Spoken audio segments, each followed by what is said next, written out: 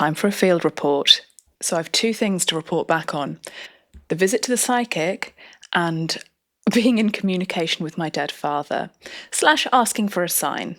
Okay, let's not exaggerate. So I'll begin with the psychic. Right, psychic story time. I was influenced on Instagram by a celebrity psychic with ginger hair.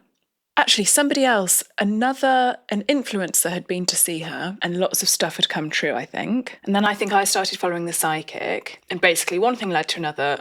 Whoops, I'm at the psychic's house. So I'm pregnant, not that visible. I don't think visible at all, actually. I mean, apart from the very spotty face. I go to the psychic. She immediately knows I'm pregnant. And what does she say about it? And I will just say, Old Mar's rationale, Old Mar's reasoning for all of this, she thinks that this lady hired a private investigator before I turned up. So now I'm not sure. I hadn't announced it on social media. I had announced Dead Dad on social media, but years before. She could have sat and scrolled through. She could have done. Anyway, so she knows I'm pregnant and she has a warning about that. She says, I'm going to get in trouble for this. She says, I don't want to alarm you. What are your plans for the birth? Now, I was planning a home birth. I said this to her. She said, well, or perhaps it was to do with your first birth, but I'm seeing a lot of blood. And there was a fair whack of blood in my first birth. And she said, you'll be absolutely fine. So I'm not saying don't do a home birth, but I can see blood. She said, did you have a cesarean with your first birth? No, I didn't. But I did bleed out a little bit afterwards. Anyway, I had such a bad experience in hospital during and after the birth with Nancy that I went ahead with the home birth with Table anyway, and then proceeded to have a postpartum hemorrhage in the birth pool and all over the sofa. And the very hippie-ish midwives went from super chill to shouting, phone an ambulance. So the ambulance was called. I traumatised my entire family, apparently. So I was lying back on the sofa afterwards, still hemorrhaging. And every time my heart beat, there was like a zhuzh of blood just pumping out of me. So they shot me up with they gave me the 2 injections to stop bleeding. Anyway, all's well that ends well. They stopped the bleeding and I lived to tell the tale. Possibly should have listened to the psychic. The psychic also said, and this is kind of weird, she talked about content creation. Again, she could have seen it, and she said that I should go into food. She said, I'm seeing food. I'm seeing food, films about food. And I said, absolutely not. You're barking up the wrong tree there. I can't cook. I can't be asked. Like, what do you want me to do? Review ready meals? So I kind of poo-pooed that. Fast forward 2 years, and I got my first big break online licking crisps. Would you believe? And going on a hunt to find the strongest salt and vinegar crisps. Ding ding. 2-0 to the psychic. Third thing she said was, there's a gentleman who finds it very funny that you've come to me. He died, he had lots of pain in his arm, and I mean, he did have blood clots, so perhaps that could have been that. And she managed to name a few names. Oh no, perhaps she named just one name and one location. I don't know how she would know those things. I don't know. The only other person that would know the name would be flatmate or Dead Dad himself. So that's curious. She said, he's saying there's a box up high and there's a watch inside the box from Royal London set to 2 p.m. and you should take it to an antiques dealer and get it valued. And I didn't know whether that was bollocks or not. However, my mother, after he died, cleared out all his stuff and saved me some boxes of nicer, meaningful bits and bobs. I didn't want to see them, so she had put these wooden and leather boxes up on a high shelf in my dressing room, and I haven't ever opened them. So I go home from the psychic, I go upstairs, I open the box. It is full of pocket watches. I'm looking all through them. There's like a million different brands, I guess, or whatever you'd call it. Royal London is one of them, and I think when I see it, it's set to 2 o'clock. It's not, it's set to 10 o'clock, but he could have got those two mixed up as well. You know, they're the same, but opposite on a clock, just in case you didn't know.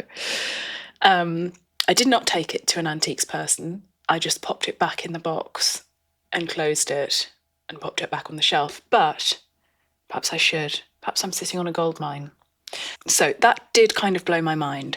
My mother is still convinced that this woman has hired a private investigator before our appointment, or that she had spoken to my father's brother, my uncle. Seemed like quite a bit of work and money to go through all of that. The other thing she said is, everyone stores valuable stuff up high that has children. Fair enough. All dead people leave watches. Fair enough. London being in the title of the watch. Actually, yeah, shit. I think she just said there was London in the title, or London on it. Maybe she said Royal. I can't remember now. So she was like, look, those are lucky strikes. She also said I was going to have a third child and live in the Cotswolds, so those things have yet to come true. There were a few other misses, I think. A few names I didn't know. She'd be like, who's Mark? And I don't know. I also think I'm such a chatterbox. I think I'm fairly easy to read. So I feel like I give a psychic quite a lot to work with. So I don't know. It is weird though. If you have any curious psychic stories, do slide into my DMs. So that's what happened with the psychic. Signs this week. Now, I asked the universe / the spirit world for the name Tim. I look everywhere. Nothing happens. 3 days, nothing. Nothing on Monday, nothing on Tuesday, nothing on Wednesday. Thursday, I am walking the dogs, and I think this could be a reach. I think Tim was spelled in some sticks, but there were so many sticks that I could potentially spell anything. So I said, that doesn't count. I said to the universe, try again, this doesn't count. I'm on my phone. What a surprise. This is the most middle class sign from the dead you will ever hear. So brace yourself. I'm scrolling through TikTok on my phone. Actually, that's not middle class. That's very not middle class. Don't tell anyone. Ding ding. Actually, not ding ding. I haven't lost the plot and put my phone on loud, but a notification appears from the top of the screen. Ocado will be delivered tomorrow morning by Timothy in the plum van. Can you believe it? I was like, what the... I feel as though that's a genuine sign. Now, I did scroll back through, and he has delivered to the house a fair few times before, but I had never noticed the name. So again, maybe that's a case of the old reticular activating system just noticing stuff for us rather than something magical happening. So yeah, that's my signs report. I would say the fail of the week is I absolutely do not recommend this as a method of improving your life. Forget what I said last week. It definitely made me feel worse. I was kind of just thinking and looking for him. It was very much kind of dwelling on it, having it front of mind all the time. By the end of it, I was just staggering around with swollen eyes, sniffing on incense that smells like him, and not really getting on with much of anything else. So the moral of the story is repress all emotion and grief. Deny until you die, all right? What dead dad? First I've heard of it. So that's how we proceed, okay? Because I was quite all right before. My find of the week was you can actually ask alive people for support and reassurance. So poor old Ma listened to Monday's podcast and very awkwardly came and said, how can I support you? And I said, well, not with your personality, that's for sure. But please, I can't believe I'm admitting this, but please can you tidy my room? I said, please can you tidy my room whilst I'm out with Mabel, whilst I'm doing school pickup, because there was toys and shit everywhere and she was going home, and I thought just be nice to get back to a mummy tidied room and it look nice and feel nice, and me not being the one picking up toys for the 100th time this week. So I asked her to tidy my room. So we asked for some support. Now I will say she did a shit job. She put the toys in the toy basket, didn't do much of anything else. There was still cups on the bedside table. What else? And there was still clutter about the place. In my head, I was going to get back and it was going to be giving show home. It didn't give show home, but it was still nice having your mummy tidy your room when you're 35. Oh dear me. Speaking of old Ma, get ready to listen to the first instalment of Guru and Granny. For anyone who's just randomly landed on this episode, if you have, I'm so sorry.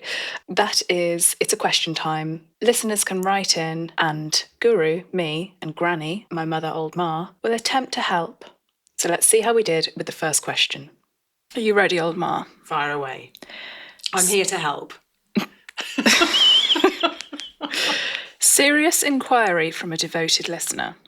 Concentrate. How best to coerce my husband to give me all I want with less fuss?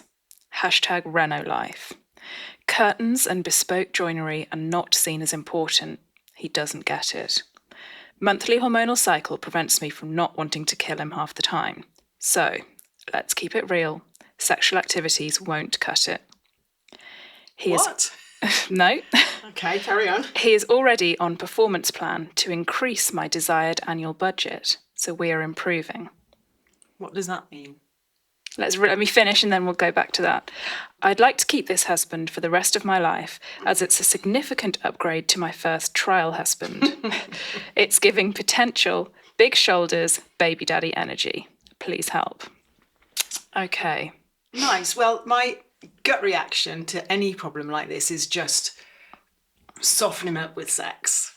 Well, that's off the cards. Shag his brains out so that he's just all like happy and la la and just as agreeable to everything. Okay, that's off the cards. Now, I'm not quite sure from the wording whether that's because of him or her. Read it out again, that bit. Okay. Sexual activities won't cut it. He is already on performance plan to increase my desired annual budget, so we are improving. Okay, so it sounds like they're already tackling that area. He wants more leg overs, and he's basically paying her for them. So I'm not sure that's what she said. He's married a sex worker, and she wants some better curtains and shelves. I'm so glad I didn't name this lady. I think that's roughly it. Yeah. Okay, fine. No, I don't think that's... So, sex isn't going to cut it. What have you got apart from that? Okay, well, I would just love bomb him with everything else. In my many years of life experience, I would say that men are powerless to resist if they've got no beef with you. So, in every other area of their lives together...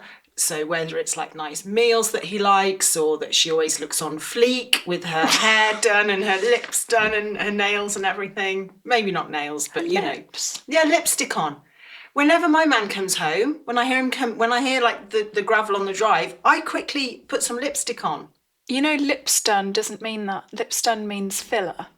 Oh, no. Not horrible, silly business. No, just lipstick. Okay.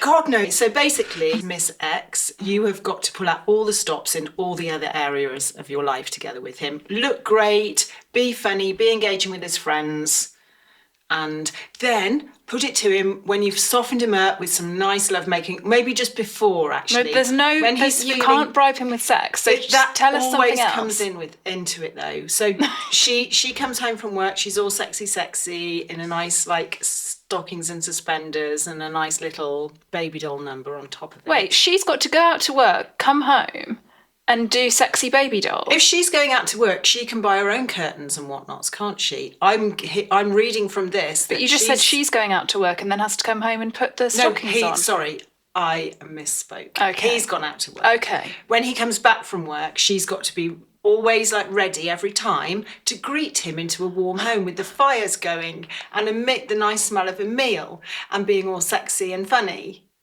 Okay. All the time, so that his friends are really envious of him. He's got no beef with her whatsoever, and he doesn't want to lose her. And then in the face of potentially losing her to a more gallant and generous suitor, he's going to come up with the goods, with the curtains and the bespoke joinery, isn't he? Because he's won the prize. And he's happy with her, so why wouldn't he want her to be happy with him? It's a win-win situation. Keep sweet, pray and obey. Oh my God, right. But I don't believe in God. So we've opened this segment with some of the worst advice I've ever heard. Why? The poor woman cannot try to make him happy in every aspect of his life in return for some curtains. This is coming from, I think, dear gentle listener, we need to bear in mind, old Ma has very wisely avoided marriage so far. And so she's coming at this from the perspective of someone in a good mood. So I would say forget that. And I would say my advice to you is less typing to us, more crying.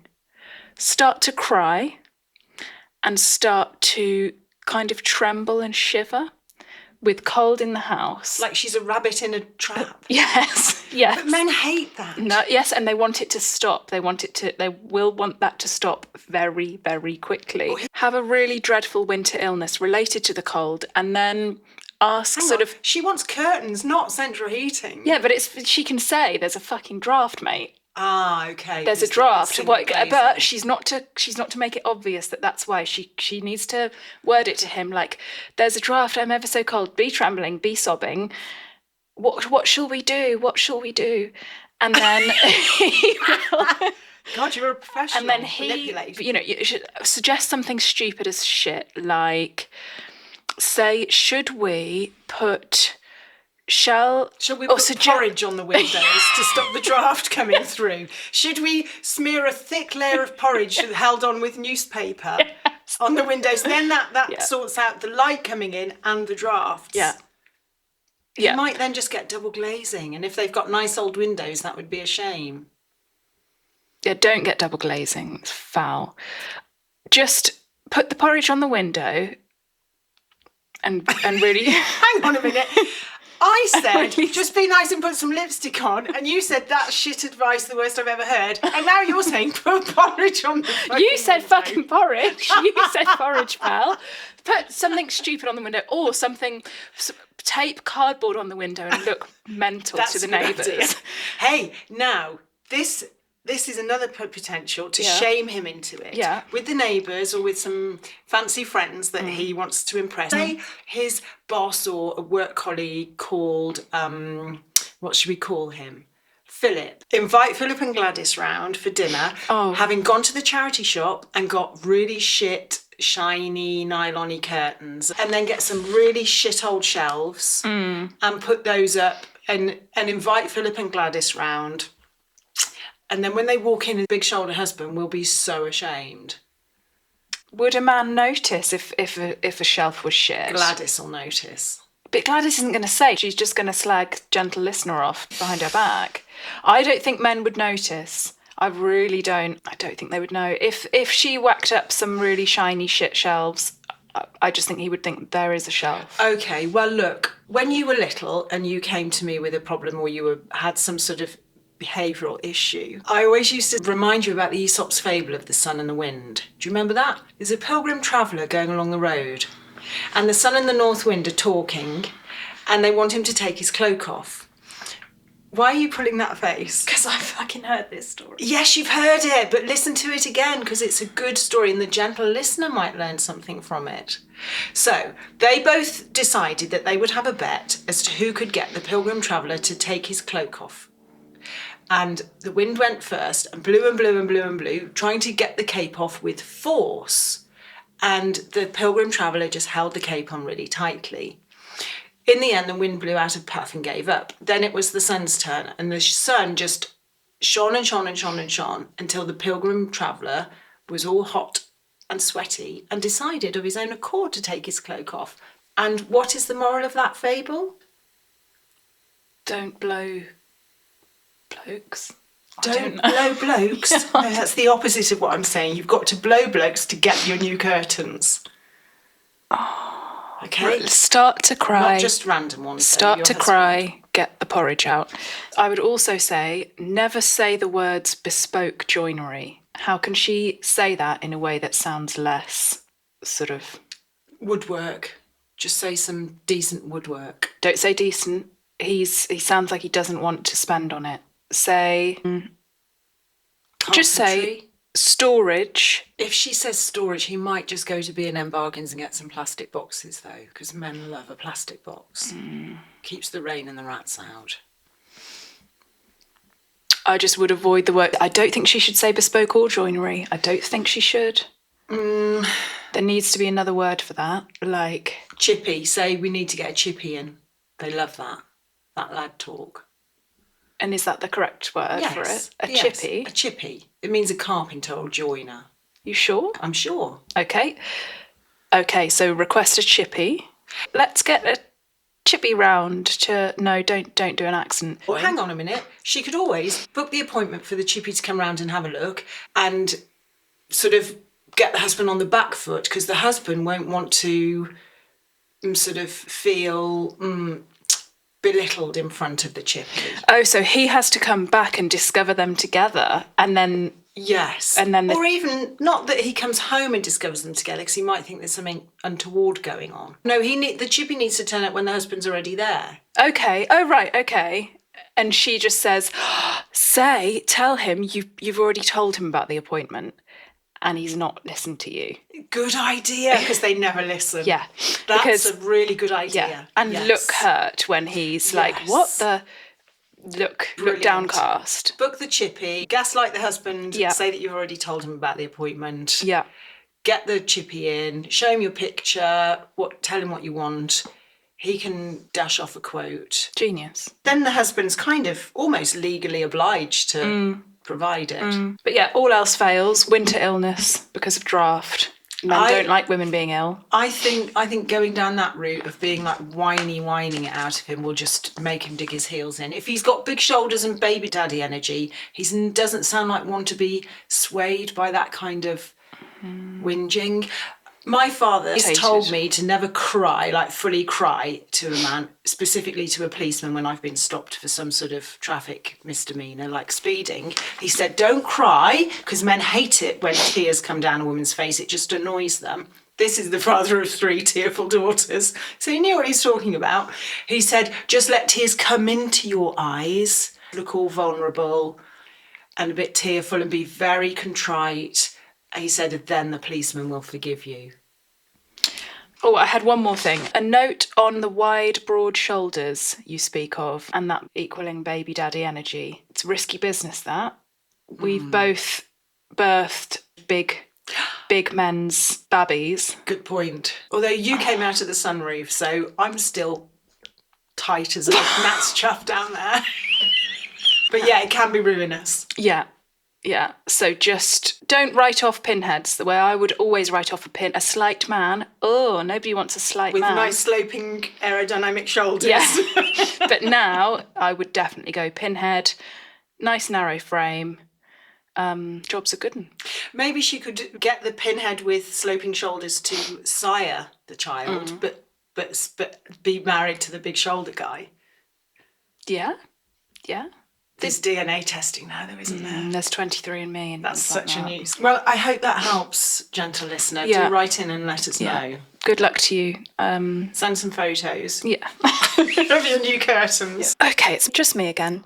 Not sure we're off to the strongest of starts, but do keep writing in with any problems you have. You can DM them to me on Instagram, or it'll be in the show notes. Do you know what else will be in the show notes? Our new book club, Actually Trying. We're moving the group chat over there where we can literally have a chat. I want to say a huge thank you to everyone who's signed up so far. This month's book is Atomic Habits, and I'm already quietly hopeful that this is going to fix us all, okay? It's going to take us from shit street to dream life. Am I delusional? Potentially. But who cares? I saw some youngster the other day write on the net, Delulu is the Salulu. Now, in my teary-eyed haze last week, I neglected to mention that it costs £10 a month, which is less than a cup of coffee a week. Or what else do I spunk £2.50 a week on? I don't know. A bag of chocolate crisps, Co-op salt and vinegar crisps. Just lay off one coffee or one family bag of crisps, put it down, and instead come on into the book club. In fact, 10 is probably less than the cost of the actual book, but you're getting it regurgitated into your mouth, no, into your ears, like a mummy penguin to a baby penguin into a realistic and actionable way for the kind of frazzled hot mess rabble that we are. So come on over, or if you really cannot part with your salt and vinegar crisps, you can sign up for free just to get the notes bit where I will write to you, I will email you. I'll never make it long to read because nobody can be asked with that. 2 minutes. So either come for the full club experience with the private podcast or to get the short email of cool stuff you can use in conversation if you have to speak to somebody at school pickup, or something I've learned that week, or a life hack. Basically cool stuff I've seen or learned that week will go straight into your inbox. So them's your 2 options. You've got to pick one of them, I'm afraid. Okay?